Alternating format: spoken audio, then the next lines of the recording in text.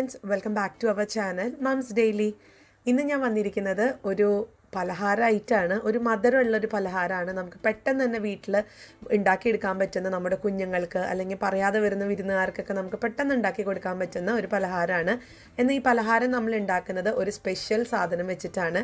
നമ്മൾ കടലപ്പരിപ്പ് വെച്ചിട്ടാണ് ഈ ഒരു പലഹാരം ഉണ്ടാക്കുന്നത്.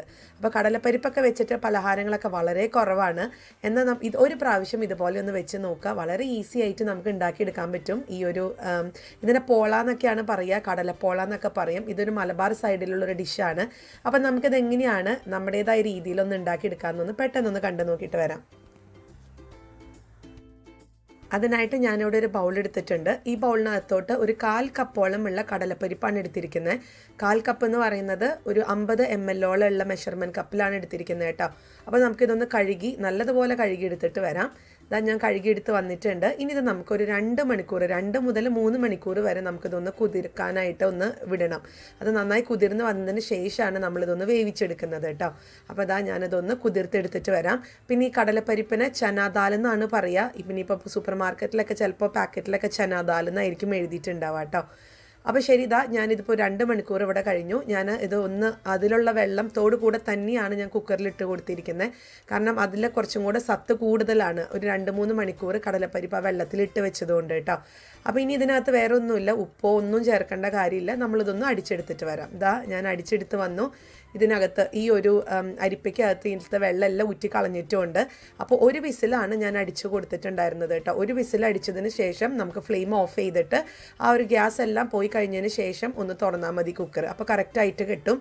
ഇനി നമുക്കൊരു മിക്സിയുടെ ഒരു വലിയ ജാർ എടുക്കണം. അതിനകത്ത് ആദ്യം ഞാൻ ഇട്ട് കൊടുത്തിരിക്കുന്നത് നമ്മൾ വേവിച്ച് ഊറ്റിയൊക്കെ വെള്ളമൊക്കെ ഊറ്റി കളഞ്ഞിട്ടുള്ള കടലപ്പരിപ്പ് ഇട്ട് കൊടുത്തിട്ടുണ്ട്.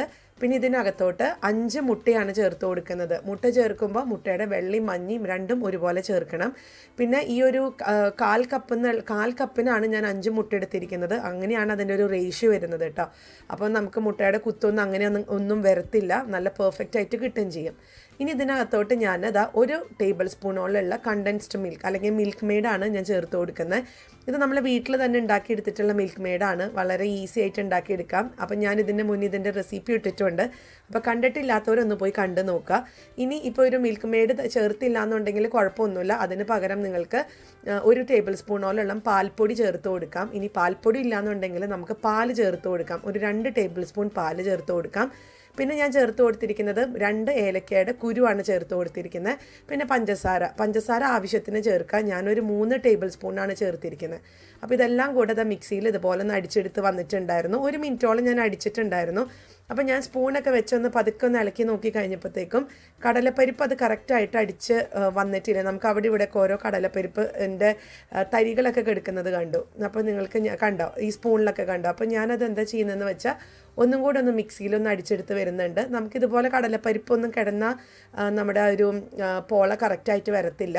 അപ്പോൾ അതുകൊണ്ട് ഞാൻ ഒന്നും കൂടെ മിക്സിയിൽ അടിച്ചെടുത്ത് വന്നിട്ടുണ്ട്. ഇപ്പോൾ നമ്മുടെ ബാറ്റർ ഇവിടെ റെഡിയാണ്. നിങ്ങൾക്ക് ഒരു നുള്ള് ഉപ്പ് ഒന്ന് ബാലൻസ് ചെയ്യാനായിട്ട് ഇട്ട് കൊടുക്കാം കേട്ടോ. അത് നിർബന്ധമൊന്നുമില്ല, പക്ഷേ ഇപ്പോഴും മധുരത്തിനൊക്കെ ഒരു നുള്ള് ഉപ്പ് എപ്പോഴും നല്ലതാണ്. ഞാൻ പക്ഷേ ഇതിനകത്ത് ഇടുന്ന വീഡിയോ എടുക്കാൻ മറന്നുപോയി, അത് അതിനകത്ത് പെട്ടിട്ടില്ല. പക്ഷെ ഒരു നുള്ളൊന്ന് ഉപ്പ് ഇട്ട് നല്ലതാണ് ബാലൻസ് ചെയ്യാനായിട്ട്. അപ്പോൾ അതവിടെ മാറ്റി വെച്ചിട്ടുണ്ട്. ഇനി നമുക്കിതിലേക്ക് വേണ്ടുന്ന കശുവണ്ടി, മുന്തിരി ഇതൊക്കെ ഒന്ന് വറുത്തെടുക്കണം. അപ്പോൾ അതിനായിട്ടൊരു പാത്രം വെച്ചിട്ടുണ്ട്. അതിനകത്തോട്ട് ഒരു ടേബിൾ സ്പൂണോളമുള്ള നെയ്യാണ് ഒഴിച്ചു കൊടുക്കുന്നത്. എപ്പോഴും ഇങ്ങനത്തെ ഒക്കെ ഒരു പലഹാരത്തിന് നെയ്യാണ് കുറച്ചും കൂടെ സ്വാദ് കൂടുതൽ. അപ്പോൾ നെയ്യ് ഒഴിച്ചിട്ടുണ്ട്. അതിനകത്തോട്ട് നമുക്ക് ഈ ഒരു കശുവണ്ടിയും അതുപോലെ തന്നെ മുന്തിരിയും വറുത്തെടുക്കുന്നുണ്ട്. കിസ്മിസ് എന്നൊക്കെ പറയത്തില്ല, അതും വറുത്തെടുക്കുന്നുണ്ട്. അപ്പോൾ നിങ്ങൾക്ക് ഇഷ്ടമുള്ള ഫ്രൂട്ട്സൊക്കെ എന്താണെന്ന് വെച്ചാൽ നിങ്ങൾക്ക് വറുത്തെടുക്കാം കേട്ടോ. ഞാനിത് രണ്ടും മാത്രമേ എടുക്കുന്നുള്ളൂ.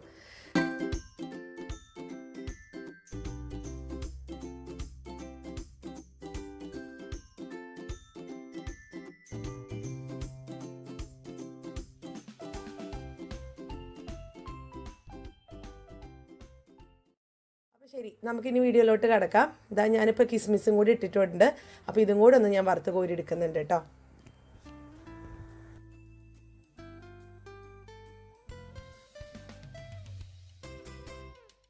ഇനി നമ്മൾ ബാറ്റർ ഒരു പാത്രത്തിനകത്തോട്ട് ഒഴിച്ചിട്ടാണ് നമ്മളിത് ഉണ്ടാക്കാൻ പോകുന്നത്. അപ്പോൾ അതിനായിട്ട് ഫ്ലെയിം ഒന്ന് ഗ്യാസ് ഓൺ ചെയ്യുക. അതിനകത്ത് ആദ്യം ഒരു ബേസായിട്ട് ഇതുപോലെ ഒരു പാത്രം വെച്ച് കൊടുക്കണം. പഴയ പാത്രം വെച്ച് കൊടുത്താൽ മതിയാവും. പഴയ കുറച്ച് അടിക്കട്ടിയുള്ള ഒരു ഫ്രൈയിങ് പാൻ വെച്ച് കൊടുക്കുക. അതിൻ്റെ മേലെയാണ് നമ്മൾ ബാറ്റർ ഒഴിക്കുന്ന പാത്രം ഒന്ന് വെച്ച് കൊടുക്കുന്നത്. അതെന്താണെന്ന് വെച്ചാൽ ഈ ഫ്ലെയിം നേരിട്ട് തട്ടി അടി പിടിക്കാതിരിക്കാൻ വേണ്ടിയിട്ടാണ് അങ്ങനെ ചെയ്യുന്നത്. അപ്പോൾ ആദ്യം നിങ്ങൾ ലോ ഫ്ലെയിമിൽ തന്നെ ഇട്ടിട്ട്, ഞാനിന്ന് ഈ ഒരു പോള ഉണ്ടാക്കിയത് മുഴുവൻ ലോ ഫ്ലെയിമിലിട്ട് ഒരു 30 മിനിറ്റ് എടുത്തിട്ടാണ്, എനിക്ക് സമയം എടുത്തിട്ടാണ് ഇതായിട്ടുള്ളത്. ചിലപ്പോൾ നമ്മൾ low flame to medium flame ഇങ്ങനെ മാറ്റി മാറ്റി കളിക്കുമ്പോഴത്തേക്കും ചിലപ്പോൾ അത് അടി പിടിക്കാൻ സാധ്യതയുണ്ട്. അപ്പോൾ അതുകൊണ്ട് ലോ ഫ്ലെയിമിൽ തന്നെ ഇട്ട് ചെയ്യുക. ഇപ്പം ഞാൻ ചെയ്തു കൊടുത്തിരിക്കുന്നത്, നമ്മൾ ഏത് പാത്രത്തിലാണ് വെക്കുന്നത് അതൊന്ന് ഗ്രീസ് ചെയ്തെടുക്കണം. അതായത് ഒട്ടിപ്പിടിക്കാതെ നമുക്ക് പെട്ടെന്ന് വിട്ട് കിട്ടാൻ വേണ്ടി ഞാൻ അതുകൊണ്ട് കുറച്ച് നെയ്യാണ് ഒന്ന് തൂത്ത് കൊടുത്തിട്ടുള്ളത്. നിങ്ങൾക്ക് നെയ്യോ ബട്ടറോ അല്ലാന്നുണ്ടെങ്കിൽ അല്പം സൺഫ്ലവർ ഓയിലൊക്കെ ഒന്ന് തൂത്ത് കൊടുക്കാം. ഇനി ഇതിനകത്തോട്ട് നമ്മൾ മിക്സിയിൽ അടിച്ചു വെച്ചിരിക്കുന്ന ബാറ്ററും ഒഴിച്ചു കൊടുത്തിട്ടുണ്ട്. എപ്പോഴും പാത്രം ഒഴിച്ചു കൊടുക്കുമ്പോൾ അതൊരു 1/4 ഭാഗത്തിൻ്റെ തൊട്ട് താഴെ നിൽക്കുന്ന രീതിയിൽ വേണം ഒഴിച്ചു കൊടുക്കാൻ. ഒത്തിരി ഒഴിച്ചു കഴിഞ്ഞാൽ ഇതിങ്ങനെ വീർത്ത് വന്ന് പൊന്തി അത് ചിലപ്പോൾ അത് ഓവർഫ്ലോ ആവാൻ സാധ്യതയുണ്ട്. അപ്പോൾ അത് സൂക്ഷിക്കുക. അപ്പോൾ ഞാനിത് 1/4 ഭാഗത്തിൻ്റെ തൊട്ട് താഴെയുള്ള രീതിയിലാണ് ഒഴിച്ചു കൊടുത്തിരിക്കുന്നത്. ഇനി നമുക്കൊരു ഇതിൻ്റെ ഒരു മൂടിക, കറക്റ്റ് ഒരു മൂടികയുള്ള പാത്രമാണെന്നുണ്ടെങ്കിൽ അതാണ് നല്ലത്. ഇപ്പം ഞാൻ അങ്ങനെ ഒരു പാത്രം ഇല്ലാത്തതുകൊണ്ട് ഞാൻ ഒരു കുഞ്ഞു പാത്രം വെച്ച് അതിൻ്റെ മേലെ നമ്മൾ ഇടികല്ലുണ്ടല്ലോ അതിൻ്റെ ഒരു കനമുള്ള ഒരു ഭാഗമാണ് ഞാൻ വെച്ച് കൊടുത്തിരിക്കുന്നത്. അപ്പം നല്ല ടൈറ്റായിട്ട് ഇരിക്കാൻ വേണ്ടിയിട്ട്, ടൈറ്റായിട്ട് ഇരുന്നാലാണ് നമുക്ക് നന്നായിട്ട് കിട്ടത്തുള്ളൂ. അപ്പോൾ നമ്മുടെ ഞാനിപ്പോൾ കശുവണ്ടി മുന്തിരി എന്തുകൊണ്ടാണ് ചേർക്കാത്തതെന്നുള്ളത് കൂടെ ഞാൻ പറഞ്ഞുതരാം. അപ്പോൾ ചില ആൾക്കാർ ഞാൻ മുന്നേ കായ്പോള വരെ റെസിപ്പി ഇട്ടപ്പോൾ ചോദിച്ചു എന്തുകൊണ്ടാണ് ആദ്യമേ തന്നെ ഇടാത്തതെന്ന് കശുവണ്ടി മുന്തിരിയൊക്കെ. അതിനൊരു റീസണാണ് ഇപ്പോൾ കാണിക്കുന്നത്. ഇപ്പം ഞാൻ ഇടുന്ന കണ്ടോ കശുവണ്ടിയൊക്കെ അതിങ്ങനെ മുങ്ങിപ്പോവും. അതുകൊണ്ടാണ് നമ്മൾ ആദ്യത്തെ പ്രാവശ്യം തന്നെ ഇത് ഇടാത്തത്. അതുകൊണ്ട് ഇത് കുറച്ചൊന്ന് സെറ്റായതിന് ശേഷം മാത്രമാണ് നമ്മൾ കശുവണ്ടി മുന്തിരിയൊക്കെ ഒന്ന് ഇടാൻ പറ്റത്തുള്ളൂ. ഇട്ടാലാണ് അങ്ങനെ ഇടുമ്പോഴാണ് നമുക്ക് മേലെ നല്ല രീതിയിൽ പൊന്തിക്കെടുക്കത്തുള്ളൂ. അപ്പോൾ ഞാൻ വീണ്ടും മൂടി വെച്ചിട്ട് ഇതൊന്ന് സെറ്റ് ആവുന്നത് വരെ ഒന്ന് നമുക്കൊന്ന് വെയിറ്റ് ചെയ്യാം. ഇപ്പോൾ ഇത് അല്പം ഇതിപ്പോൾ ഒരു 10 മിനിറ്റ് കഴിഞ്ഞു. ആ മേലഭാഗമൊക്കെ ചെറുതായിട്ട് സെറ്റ് ആവാൻ തുടങ്ങിയിട്ടുണ്ട്. ഈ ഒരു സമയത്ത് നമുക്ക് കശുവണ്ടി മുന്തിരിയൊക്കെ ആഡ് ചെയ്ത് കൊടുത്തു കഴിഞ്ഞാൽ അത് അവിടെ കിടന്നോളും. അപ്പോൾ ഇനി പൊന്തി വരുമ്പോഴാണെന്നുണ്ടെങ്കിലും അത് നല്ല നമ്മൾ പ്ലം കേക്കൊക്കെ ഉണ്ടാക്കുന്നത് പോലെ തന്നെ മേലെ നല്ല രീതിയിൽ അങ്ങ് പൊന്തിക്കെടുക്കും കേട്ടോ. അപ്പോൾ അങ്ങനെ ചെയ്യാം. അപ്പോൾ ഞാനിതെല്ലാം ഒന്നും കൂടെ വെച്ചിട്ട് വീണ്ടും മൂടി വെച്ച് അതിൻ്റെ മേലെ ആ ഒരു ഇടികല്ലിൻ്റെ പാത്രം കൂടെ വെച്ചിട്ട് നമുക്ക് ഇനി അടുത്ത ഒരു 15 മിനിറ്റും കൂടെ ഒന്ന് നോക്കാം. അപ്പോൾ മൊത്തം എനിക്കിവിടെ 30 മിനിറ്റാണ് എടുത്തത്. ലോ ഫ്ലെയിമിൽ തന്നെ വെച്ചിട്ട് വേണം നമുക്കിതൊന്ന് കുക്ക് ചെയ്തെടുക്കാൻ.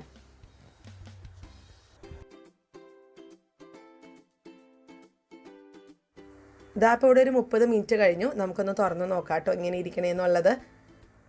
നമുക്ക് നല്ല ഭംഗിയിൽ വന്നിട്ടുണ്ട്. ഇതാണ് നമ്മുടെ പലഹാരം. നമ്മുടെ നല്ല ഒരു കേക്ക് കഴിക്കുന്ന ഒരു ഫീലിംഗ് തന്നെയാണിത്. അപ്പോൾ ഇത് നമുക്ക് മേലെ ഇങ്ങനെ തൊടുമ്പോൾ കാണുമ്പോൾ തോന്നും ഇത് വേവാത്ത പോലെയൊക്കെ തോന്നും. പക്ഷെ ഞാൻ കണ്ടില്ലേ, ഞാൻ തൊട്ട് കാണിച്ചില്ലേ, വിരലിൽ ഒന്നുപോലും ഒട്ടിപ്പിടിച്ചിട്ടില്ല.